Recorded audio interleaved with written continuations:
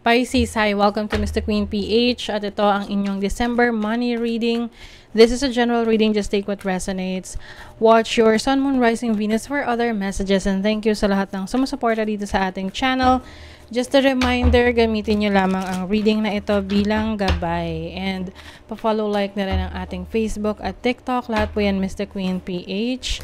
And please check out my Shopee. Available ang mga protection and prosperity items, bracelets, zodiac sign bracelets, and many more. Link on the description.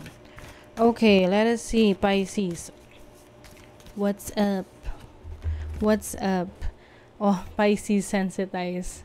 Okay, so maaring you are going to be so connected with your emotions, with your instinct, and also your creativity ngayong December. Ayan. You also have Jupiter abundance. Wow, this makes sense kasi ang ruler ng Pisces ay Jupiter din sa traditional astrology. So, you're going to be very productive ngayong December, Pisces.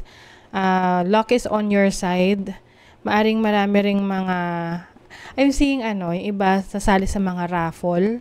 Oo. Ngayong December, tapos kayo yung mananalo. Oo. And then, may mga pagsasalo-salo, company outing, ganyan, or Christmas parties, events, ayan, year-end parties. And also, this is harvest time. So, kung kayo ay merong mga sinimulang mga endeavors, projects, business, mga nakaraang buwan. So, ngayong December, it's harvest time. Makikita mo na yung resulta ng iyong pinagpaguran. You also have the 9 of Wands. Ayan, medyo pagod nga kayo ngayong December. You also have the Devil card here. So, this is obsession. Yung iba, pwedeng mag-focus or mag-obsess kayo sa isang career, trabaho, or business na to the point na masyado na kayong mapapagod. Oo. So, kailangan, balance, no? Lalo na yung may mga business ngayon. Or even yung mga nasa company na gusto OT ng OT kasi nga maraming, holidays, 'di ba? So, triple pay, double pay. Ganyan. So, yung iba, sinasamantala yon. But, of course, balance lang. Pakiramdaman nyo rin yung katawan nyo kung kaya nyo. Kasi mahirap naman na nagtrabaho and then magkakasakit ka lang dahil bumaba yung iyong immune system dahil kulang ka sa tulog, lagi kang pagod, ganon. Yes, it happened to me, dati. Way back na gusto kong malaking kitain ko. So, sobrang ang dami kong kinuhang classes noon until such time na napagod, tapos biglang na ospital ako. So, yung malaki kong sinuweldo, napunta lang din sa ospital. So, yung ganon. So, take control of your health as well. So, what else? You have the 4 of Swords. Yes, tinan mo, rest. Kailangan nyo rin daw magpahinga. Recovery. Huwag kayong mag-guilty pag kailangan yung matulog or merong mga yung matulog sa hapon, yung mga nap time, oo. Mga power nap, may 6 of Wands dito. So, there's success in your endeavors, merong triumph. So, yung mga sasali sa contest dyan, contest sa inyong company, kayo ay mananalo. May victory din dito. You will also gain fame, popularity sa inyong field, sa area ninyo, lalo na kung kayo ay nasa social media. So, pwede nyong i-leverage yan, yung inyong fame, yung inyong popularity to, gain more income sa inyo.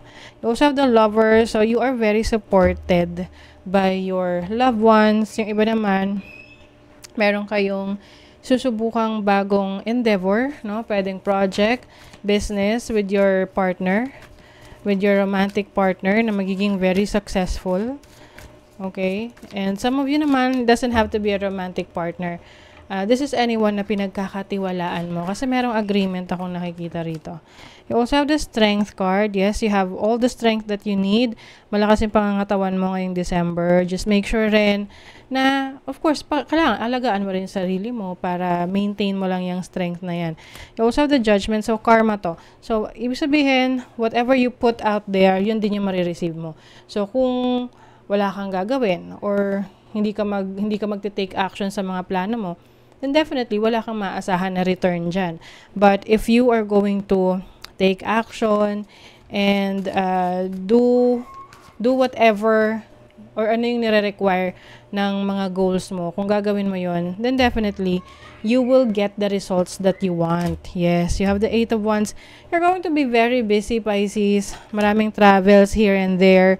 Yung iba, pwedeng meron kayong mga i-research or pag-aaralan, kaya meron kayong kailangang puntahan ng mga places, especially if you've been wanting to start a business, ganyan. So, meron kayong mga, parang i-educate niyo yung inyong sarili. Wow, with the Queen of Pentacles here, this is financial stability and having the resources that you need. So, you don't have to worry for your resources ngayong December. As long as you are doing your part, no? You're taking action. And some of you, meron kayong very supportive partner.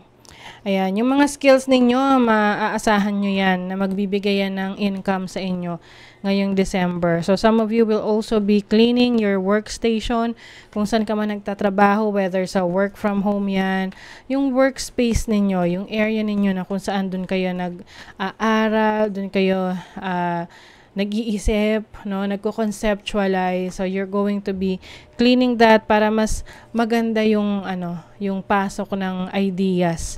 Yes, meron din ditong celebration. So it's time to celebrate for some of you. Like what I mentioned kanina, may mga parties, salo-salo kayong pupuntahan. And the people you are always with influence your future. Yes. So, choose the people na hayaan mong ma-impluwensyahan ka. So, make sure na good influence tong mga to, na kung saan mas ma-motivate ka, may encourage ka, may inspire ka na tuparin ang iyong mga pangarap. The time is right to access and master your abilities. Do so with humility and control. So, yun nga, yung mga abilities, ima-master nyo yan. Mas gagalingan nyo pa. Okay? Honor your own time of harvest. Offer your gifts and blessings as service to the greater good. So, yung iba sa inyo, you're going to be patient, no? Sa mga sinimulan nyo, mga trinabaho nyo. Na may mga pagkakataon na hindi natin agad nakukuha yung resulta. Pero it doesn't mean na hindi na siya darating. Kasi alam natin na may kanya-kanyang timing yan. Okay? Universal laws and truths are now being revealed. Use this energy to create your reality. Yes. So, yung iba sa inyo, nagkakaroon kayo ng mga vivid dreams or may mga synchronicities, may mga signs kayong nare-receive na inililid kayo doon sa path ninyo at kino-confirm na you are on the right path. Diba? So, use this energy to create your reality. So, yung iba sa inyo, malakas ang inyong manifestation powers. So, as long as you are, working hand in hand with your manifestation, your goals, and taking action, then definitely everything is worth it. Everything is going to be rewarding for you. Okay? So, that is your reading, Pisces. Kung nagustuhan nyo ito, naka-resonate kayo, mag-comment kayo dyan. Like, share, subscribe para lagi kayong updated sa ating mga readings. Thank you so much, Pisces. See you again.